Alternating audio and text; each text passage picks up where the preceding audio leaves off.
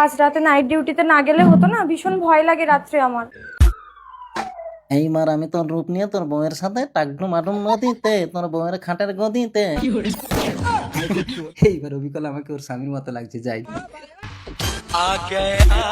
কাঞ্চনা,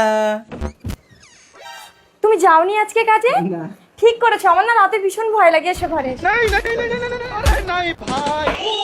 বাবা কি বিদঘুটে অন্ধকার, ভীষণ ভয় করছে। না আজকের কাজে যাবো না, বাড়ি ফিরে যাই। কতদিন একসাথে ঘুমাইনি বলো? চলো শোবো।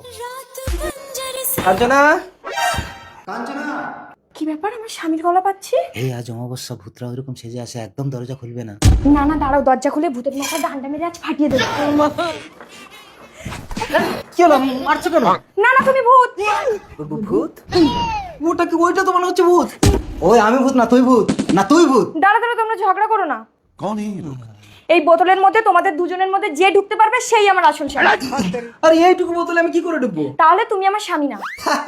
কিন্তু ওই বোতলের মধ্যে আমি ঢুকে যেতে পারি। দাও বোতলটা দাও।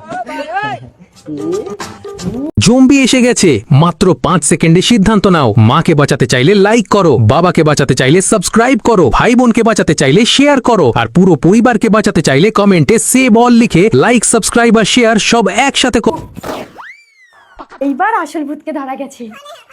তোমার তো ভীষণ বুদ্ধি। বুদ্ধি না হলে কি আর সংসার করা যায়? আচ্ছা বলুন তো, মেয়েদের